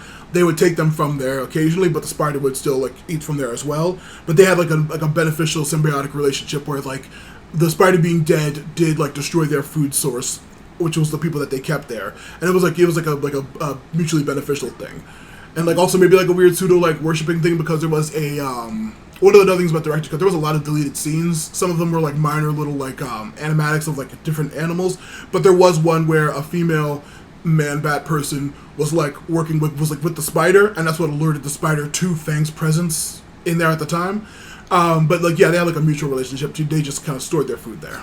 But so it's like refrigeration in the sense of just like taking food and wrapping it in the She lab. just preserved the food for them. Yeah. Really? Oh, so it's preservation, not refrigeration. Yeah, not refrigeration. Oh, okay. Just preservation. There were a lot of cocoons. I guess they wouldn't all be necessarily invaders. Yeah, and like the spider would only like drain them of whatever, and then the bats would also do their part. But like, they were sharing. So the spider would drink the juices and then just hand over to the bats just what's effectively now beef jerky. Yeah, delicious beef jerky. Yeah. What is human beef? Oh yeah. But yeah, just it's a very fascinating episode. Not gonna lie. I love the aesthetic. All the reds between the dromaeosaurs and everything. They were all super deep red, and then the fucking albino humanoids. It was so fun. Yeah, it was great. And like I told Chris before, just seeing the precursor to Neanderthal, looking at a Neanderthal, the next evolution chain. If we keep evolving the way we usually do, that's gonna happen with us, with humans. We're gonna see whatever the next evolution is of man.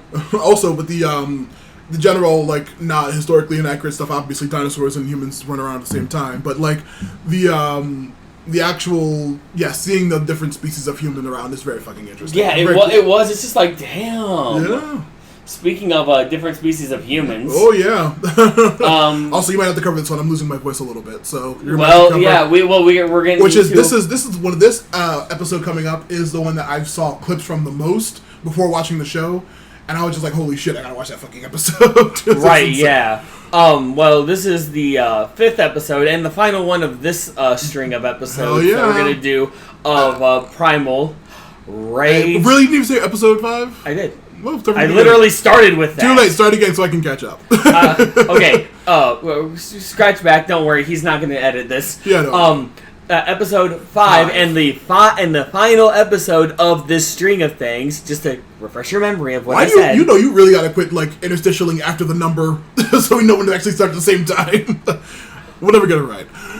Rage of the Ape Man. Take it away, Ben. My voice is going. Yeah. Well, yeah. If you stop doing the Tony twist. What are you talking about? Stop it. Stop it. God. Drink your water. Drink your water. Well, we start off with Spear and Fang traveling through the jungle, where they're just traveling through. We see a little bit of bug life and stuff like that. But as they're going through, they come across this very beautiful oasis kind of thing. Like, it's just clean water, some fish in the water. Nice and clean. Yep. Wow, that was intentional. Yeah, literally it was. But anywho, and so it's just like, it is kind of like a paradise. Yep. A beautiful clearing, a nice still quiet pond. It's really beautiful. Yep. Spear starts, testing the water, but like, he takes a big clean breath, just like. Yep, just like is in pure bliss, and he swims a little bit and he catches some of the fish. Yeah. And of course, specifically, we see Fang kind of like seeing a butterfly flying around her face, non-reactive, but then also they see the pond of fish. The fish are 100% non-reactive to Spear's presence. Yep, not at all. It's like this place does not have any predators. Yeah, they have no idea. Kind of like capybara. Yeah, I don't know why they're so chill. But anyway, but yeah, as the Spear is like looking at the water, like swimming a little bit and stuff like that. We see Fang is like following a butterfly. Yep. Looks into like this beautiful like bush, like leaves of like purples and pinks and oranges and stuff like that. And we find out that they're all butterflies. A big gigantic swarm flies around Fang, and she's kind of just like startled, flying around, like freaking out, jumping at them. And then she's like jumping at him, like it's kind of adorable because Spear's not paying attention, like looking at the water, like, And we just see, like, fucking Fang being a dinosaur, like, trying to bite them and, like, just chasing them around, and it's all cute and stuff. Yep, Fang kind of just reaches down in the water, picks up a fish out of the lake, stares at it, and it's kind of just, like, non-reacting to him. He tosses it to Fang, and she kind of just drops him, like, okay, well, it's delicious. Easy pickings. Yep. Life's easy. You're never going to get any better than this. And then, of course, you just, like, life's that good. He gets a big, gigantic pile of fish, and they kind of just sit there, like, enjoying the peace and quiet. Yep, enjoying the peace and quiet. And we see, there's like a handprint and a footprint and stuff. But as a sign of like camaraderie. Yeah, kind of like he puts his hand in the ground and makes an imprint, and then she does the same thing, leaving a print as well. Yep, but then everything changes because as this beautiful kind of camaraderie kind of thing is like, oh, we're friends. A worm wiggles out of the sand, and Fang literally PTSDs to the time with the river and the snakes, and literally runs away like, nope, fuck it, I'm out. And Spear's just like, huh? Yeah, what the hell's wrong? Looks down, looks at the worm. He's just like this, and she's like, no, and, like she roars like, no, I'm not going near. And he's just like, rolls eyes. Eats the worm. He's just like, come on. Look, it's gone now. Nope, she just like starts bathing on a rock. And he's like, okay, fine. Yep, it just like goes back for a swim. Yep, he swims in the lake for a little bit. Some really cute, beautiful underwater diving sequences. Just him completely like swimming around. He comes, he's like swimming around, diving up. He comes out of the water and, notices, Fang is sleeping on the boulder. Yep. And then, goes back down. See some pollen floating around. Yep. So, some just random pollen. He's just like, oh, that's nice. Goes back underwater, enjoys more serene kind of things. Comes back out of the water and, Fang's gone.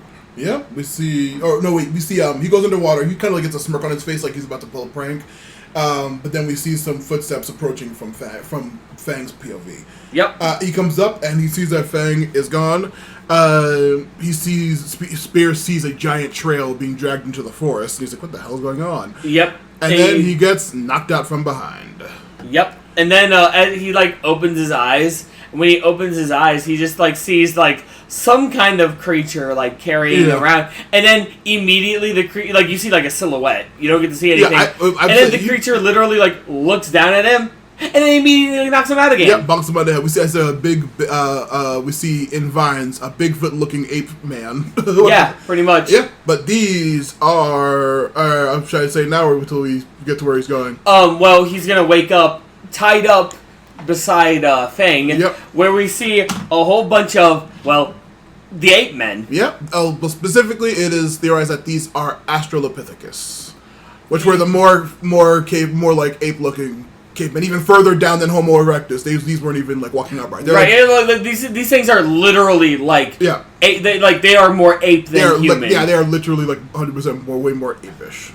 For you viewers, Planet of the Apes? Yeah. Picture that. Yeah, a bunch of different varieties of them. We see a very specific Australopithecus shaman with an actual, leopard cloak on. It's just and a wooden scepter, and just, in whatever language they communicate in, is, doing some kind of ritualistic thing, and draws a circle. Mm-hmm. And this is, a big arena in, a cave or something. Yeah, as all of this happens, you see several about five very large gorilla-esque kind of people walking in, and we see that they all kind of bow around the center circle. Yep, and then of course the shaman kind of knocks their staff, just kind of commanding everyone to pay attention. It's just a really, really cool scene. It really is. And then, as that's happening. By the way, one of these, as a sidebar thing. Yep. I think it's commentary or something.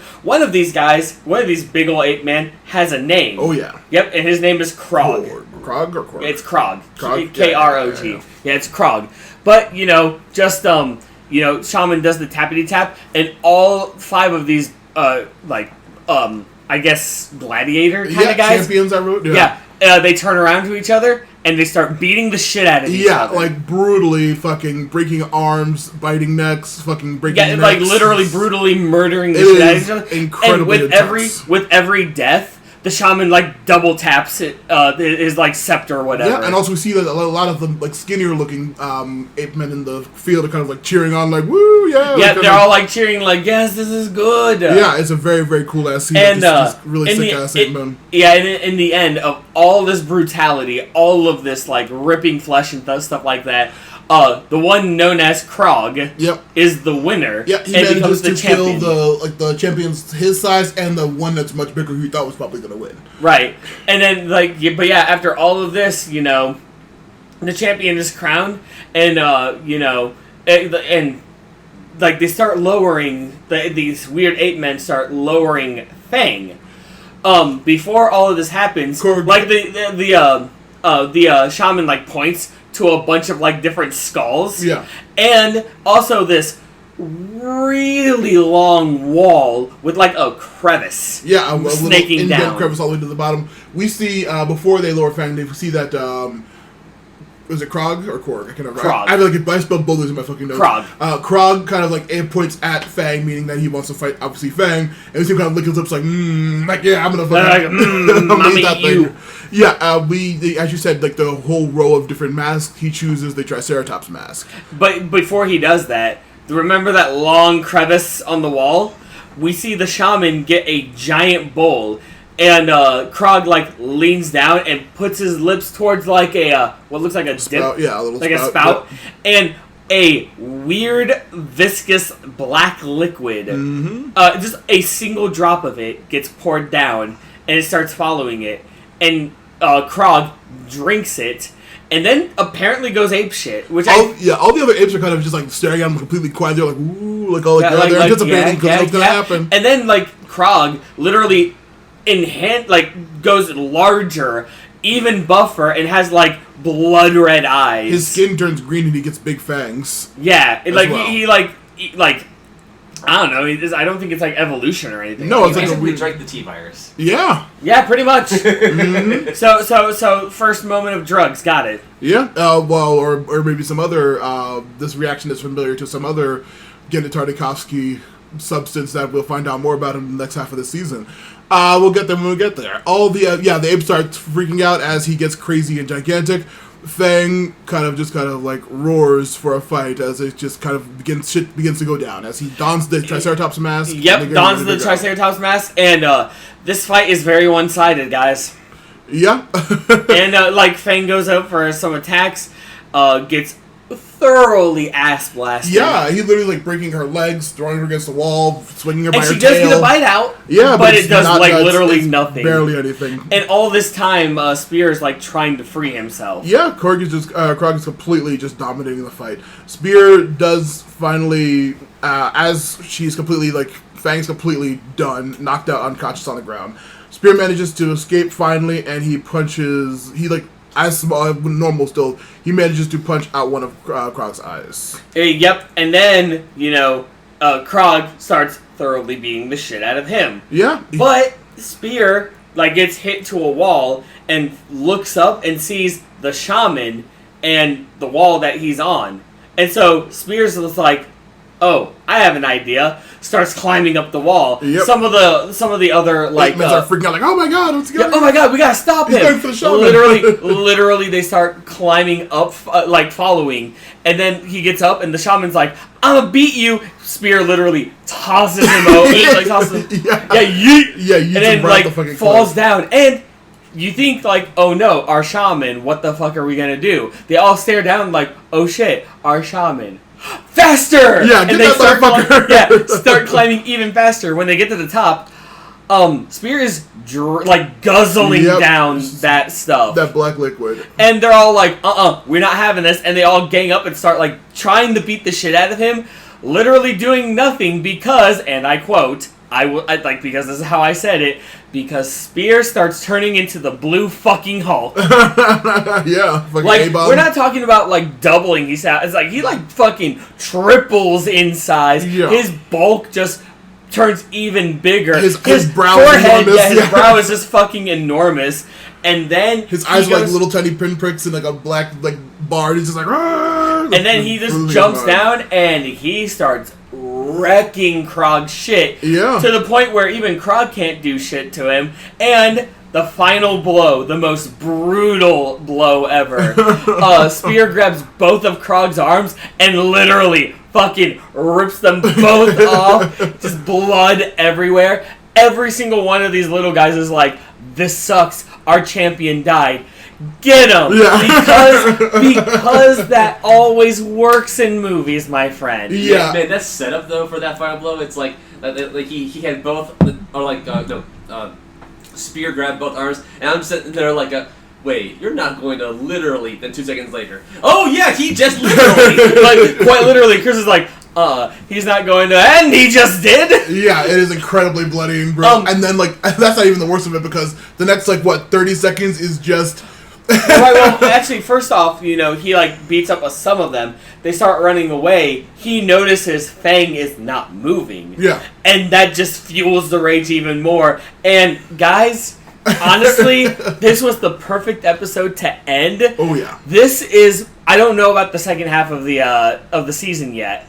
But my God, this is probably the most brutal episode. Oh, yeah. Like, I don't know of the entire season, but this is most certainly the most brutal episode. We're talking, slow motion, One Punch Manning each of these apes. And they are contorting, their, entire faces are getting ripped off. It's like what would happen if, a regular human actually did get, punched by the Hulk. It's, literally, he, punches them and, the entire top half of the face is gone. He, smacks one and its entire, upper torso swings around backwards, apart from its bottom lower half. Literally punching your faces off and punching out their, punching their stomachs and just splitting them clean and damn near clean in half. So goddamn bloody. And this lasts, and like Matt said, this lasts for a good half a minute to a minute. Yeah, it is just so comedically ridiculous. And then it fades to black, but we also go to the actual next day. Yeah.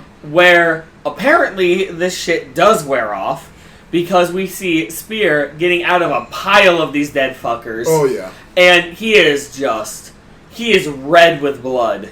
He completely, crawls out of the pile and he kind of looks around like, what the fuck happened? Yeah, and then he looks at himself, he's like, what did I do? Yeah. Kind of thing. But then he sees, Fang is still out of commission, runs over, and then, starts, just falls to his knees, hopefully, maybe lifeless Fang, or maybe just tired Fang. We don't know, because as he kneels, in despair, the episode ends. Or no, he's, pushing her, face, and she's completely non-reactive. Right, yeah, non-reactive at all. So, is she dead? Is she not? We don't know, because that's where the episode ends. That's where the episode ends. The implication is that she's dead, but we'll find out next episode, huh? Yeah, pretty much. Well, next episode for us, but for actual viewers, this was an actual 1 year hiatus after this episode. Oh. From the second half of this season, it was 1 whole year.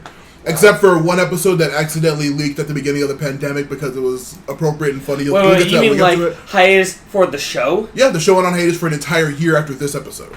Gotcha. So people did not know if Fang was alive or dead was going to happen. But then... and they had to sit on that for a year. For a year. Could you imagine? No, I don't want to. Yeah, it was awful. But, it's such a crazy thing to end on, and that's the end of that. Is, okay, so... knowing Genndy, going in... this first half of the season, what were you guys thinking at the end of this part? I'm hoping that Fang is okay, because if not, I'm going to kind of flip my shit, because I like Fang. Yeah, seriously, I mean, we've got to keep up the dynamic duo of caveman and friend. Yeah. Exactly. Chris was even it has to be caveman and friend. It can't just be caveman. Yeah, come on. But seriously, I am positively invested, because I really don't want Fang to die. Yeah, it was such a beautiful series. Also this was the first episode that was rated TV MA. Yeah. Of the actual whole show. This is the first one I was actually like, okay, this is ridiculous. Well, yeah, because it's bloody. Yeah, it's insanely violent. I mean, it was fairly bloody. The earlier episodes were fairly bloody, I think. Yeah, but those were I mean, this one in particular was by far the worst. Yeah. So absolutely. I understand. Yeah, but I guess people didn't care because those were T-Rexes, snakes, dromaeosaurs, and man-bats, as opposed to humanoid-looking ape men getting fucking mulched by a gigantic evil Hulk man. Yes. Oh god. I remember seeing these clips and what the fuck is this show about? Seeing that fucking gigantic Hulk just punching the shit, pulverizing people's faces with every smack. It was so fucking insane. But yeah, Holy crap, I man. absolutely fucking loved it. It's such a goddamn good series. And It really is, and Yeah, you know, really it's just lives like up to hype, I'm glad I chose this one because I forget because you did tell me I that chose this one. Well, no. Oh, no, yeah. Remember, Yeah, you told me yeah. short, medium, or long. Yeah. Yes, you chose 3 different ones that we're eventually going to get to. Mhm. But you chose this one, but I chose which one of the 3. Oh yeah. I'm glad you picked. But this yeah, one, no, too. but yeah, I'm glad I picked this one because, holy fuck, man. Yeah, it's Whew. intense. This is the Action Toon Bros dark period where we're covering Spawn and this we're getting super brutal and fucking mature after She-Ra the Princess of Power. We had She-Ra and the Princess of Power. Arcane was pretty mature, so Yeah, it violent. wasn't violent, but it was mature in its theming. Yeah. So but it wasn't like fucking edgelord Yeah, this slash is our brutal. This is our brutal period, our brutalist period, like artists. This is kind of like Ben and Matt in the morning at night. Yeah. Action Toon Bros in the morning at night. Oh god, it's so fucking good. I'm very hyped for this series, and I was incredibly happy when they announced the 3rd season because when the series ends, I'm gonna be like, I'm curious how the rest of this season oh, and yeah. how season 2 is because, like I said, I have seen some of season 2 clips. Yeah, but in the second part we're gonna cover, there is like one of the most like famous episodes that's like the multi-Emmy award winning episode, and also the second season is also now this year announced for a tons of Emmys, which is still doing good. I mean, dude, Genndy, man, he does a good deserves job. it. He deserves all the rewards in the world. This is the brutally amazing, beautiful, quiet, peaceful, but also insanely intense. It's I love how the episode started with the most tranquility possible, just to be as like fucking juxtapose the fucking second half as much as possible because it was so funny. But yeah, it's just like not even 5 minutes in the first episode. It's just like, this is nice. Look, there's a little dinosaur there. You know, caveman, he's gonna survive. And what's this? There's a footprint over here. And holy shit, the family's dying. Like, Yeah. I'm just sitting here, I'm like, are we gonna like get like a slow burn to make the death a little bit more impactful? And they're already dead. Yeah. Also, there was I saw a thread about like a prehistoric D&D game, just like a D&D game set in like the actual like caveman, like Stone Age. Like it was like Stone Age technology level, and I'm just like, yeah, this series just feels like a fucking insane one-person campaign of like nonsense, but it's gonna get even more bizarre in the next half of the season, which I'm very, very happy. Right, yeah, so, It's so goddamn good. But yeah, I'm glad we're covering this series because just rewatching these episodes, like I said, they're so easy to watch and so easy to rewatch because they're just so like fucking chill and fun. What's he gonna say? I say chill, but I mean like I don't mean totally, but I mean aesthetically, except for the blood and action. But yeah, once again, it's not super bombastic and loud. It's not obnoxious. There's literally no dialogue, but it is like so fucking beautiful. It really is, and Tartakovsky, he fucking did it again, man. The best. He's he really absolutely did. amazing. Yeah. Just holy shit! I have something to look forward to. Hell yeah. It's a struggle not to watch like just both of these, like all episodes of Spawn. Trust me, after I watched the 5th episode, I kind of wanted to just keep watching, just keep watching. But I'm like, no, gotta be fair to the man. Oh yeah, we gotta keep it up. It's you've seen it all. Oh yeah. I watched this whole fucking thing in like one sitting. It was so fucking good. Yeah, right. But yeah, it's okay. Well, we have to wrap up this episode a little bit shorter than our average. That's nice. Well, yeah, you know what we gotta start with, right? What? Hi, Chris. What are your plugs? Yeah, plug your plugs. Okay, cool. Let me list all the plugs. Done. Nice. I'm just Jeez, Chris, he finally shut up about his plugs. I know, right? Yeah. But I just go on about the Facebook that I don't have, or the Twitter that I don't have, or And the Reddit that you don't have. The Reddit that I don't have. Another news. Fuck Spence. He's awful. Yeah. Yeah. So words. I mean, I do have a Discord. I don't know if you count that as social media, but I mostly just keep to myself and my various friend circles, and that's it. Hell yeah. Yep. And my plugs are pretty much the same as Chris's. Nice. Yeah, but Matt obviously has the most plugs. Sing it, sister. Alright, so for my plugs... Wait, let me do the plugs. No, absolutely no, not. no. You get the fuck out of here. You're supposed to be dead. Go back to hell. Go back to hell, you. You're dead. Get the fuck out of here, Tony Twist. Anyway, my plugs are Matthew Lives Podcasts on Twitter, Matthew Lives Podcasts on YouTube, Matthew Lives Podcasts on Patreon. Check out The Forgotten Minotaur King, check out Movie Garbage, check out old episodes of Action Toon Bros. Theoretical project still in the mix. I've literally not worked on my fucking sequel to The Minotaur King in like fucking 2 or 3 years now. I need to get back to it. But yeah, fucking projects, check them out, donate, fucking follow me on all that shit. It's fucking great. I love doing this shit. So fucking woo. Action Toon Bros. Action Toon Bros indeed. Ooh. Yeah. Just this was fucking insane. It was insane. In the good way. And it's gonna get more insane, trust me. Oh, I bet it will. So yeah. I mean, this is your episode, so do you want to do the send-off? Yep, okay, so from everybody out there, from the Action Toon Bros, keep it sleazy. Shut the fuck up, Kuvira's Gambit.